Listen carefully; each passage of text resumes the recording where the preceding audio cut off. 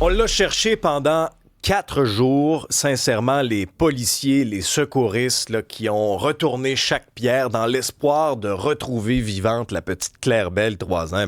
Le miracle est survenu hier, 15h06, dans le secteur de Saint-Albert, en Ontario, près de l'autoroute 417. Et je retiens, moi, les premiers mots de la petite aux policiers. Maman m'a dit d'attendre. J'attends ma mère. Rodolphe Osny est analyste politique. Vous le voyez à la joute, au bilan. Salut, Rodolphe. Bonjour Alexandre. C'est honnêtement là, ce qu'on a tous vécu collectivement, puis je t'en parle, puis sincèrement, j'en ai encore un frisson là. Quelle histoire qui, heureusement, dans ce cas-ci, se termine bien. Mais là, il y a énormément de questions là, qui demeurent en suspens, là. Oui, ça veut dire après le soulagement, et je veux juste prendre un moment pour dire merci. Tu fais Merci bien. aux policiers, merci aux secouristes, merci à tous les bénévoles comme ça qui ont donné du temps, qui ont fait ces recherches. Et la police vraiment a vraiment été exemplaire parce que cette coordination, elle devait pas être facile entre le Québec et l'Ontario. On sait que on l'a retrouvée, la petite, en Ontario. Donc, vraiment, d'avoir comme ça réussi à coordonner les outils technologiques, drones. Mais comme tu viens de le dire, Alexandre, on a tellement de questions. Comment elle a réussi, cette fillette, à survivre comme ça pendant 3 jours? Si elle était toute seule, est-ce qu'elle a eu de l'aide? Est-ce qu'elle n'a pas eu de l'aide? Alors, et oui, cette phrase, écoute, j'attends maman. Bon, écoute, ça nous touche, mais c'est tellement un bon et un soulagement maintenant, et au moins on peut commencer l'été parce que on avait en tête, et puis je pense comme beaucoup, c'est le nom de Cédrica Provencher, par exemple, qu'on n'a Ouais. pas, elle, retrouvé à temps. Ce qu'on a vécu, Rodolphe, soulève quand même certains questionnements sur les procédures en termes d'alerte Amber. Puis pensons aussi Oui, à la disparition des petits Carpentiers dans la région de oui, Québec, où là, oui. malheureusement, ça s'est soldé par un drame épouvantable.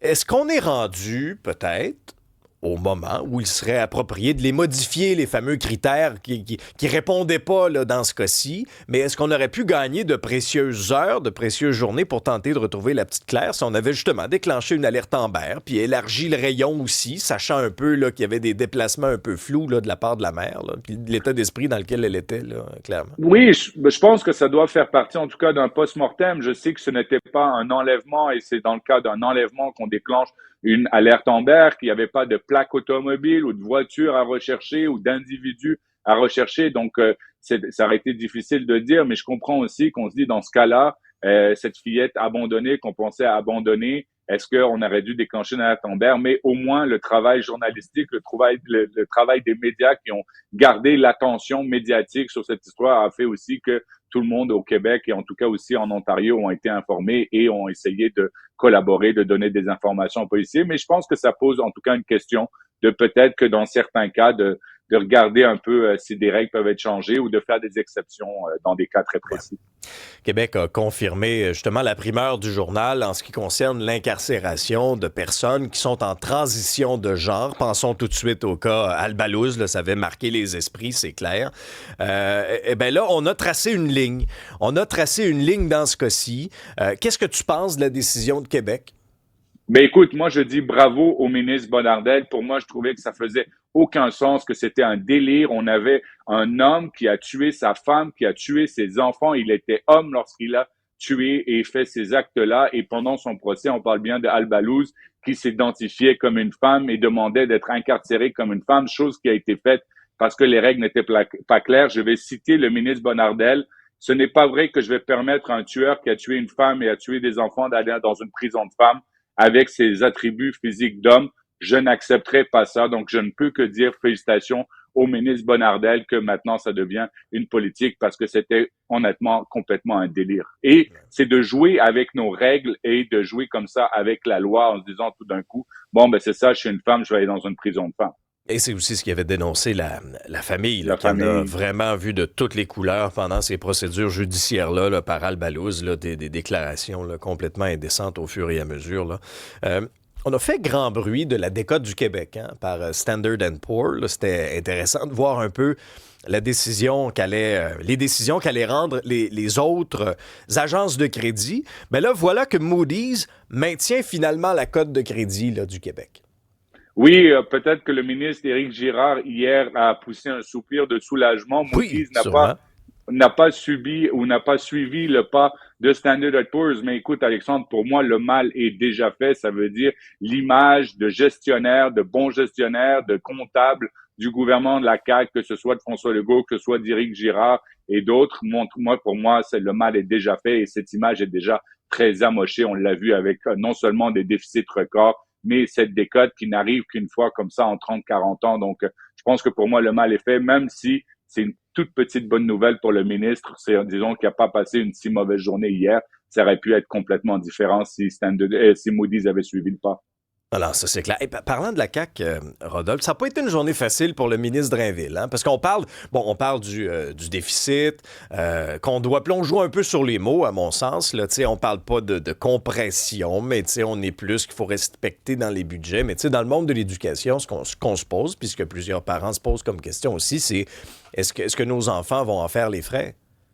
Oui, puis c'est ça la question, parce qu'on peut pas parler de réduction ou d'optimisation, d'efficience sans qu'il y a moins de services pour les élèves. On sait la réalité que de plus en plus d'élèves qui sont identifiés avec certains problèmes, certaines lacunes. On appelle ça combien des plans d'intervention. Avant, il y en avait que quelques-uns. Maintenant, des fois, dans certaines classes, il y en a presque la majorité ou une grande majorité. Puis on sait aussi que ça va faire un impact peut-être dans les sorties scolaires, peut-être dans acheter de l'art plastique peut-être pour les enfants. Certains trucs vont être coupés. On appelle ça, le gouvernement, quand il veut couper, des fois, il coupe en marketing. Pour les élèves, il n'y en a pas de marketing. Ça va être peut-être des outils pédagogiques, peut-être des livres qu'ils pourront pas acheter, donc des outils d'apprentissage. Donc oui, le ministre Drainville hier a eu une journée difficile et je le comprends parce que c'est vrai que l'éducation a besoin d'argent. Oui, les salaires, c'est vrai que les salaires ont augmenté, mais de dire qu'il n'y aura pas d'effet, puis le ministre l'a dit, il y aura un effet en tout cas. Et peut-être que c'est les écoles qui sont plus riches, qui ont ce qu'on appelle les fondations, qui pourront peut-être compenser s'ils ont coupé à droite et à gauche,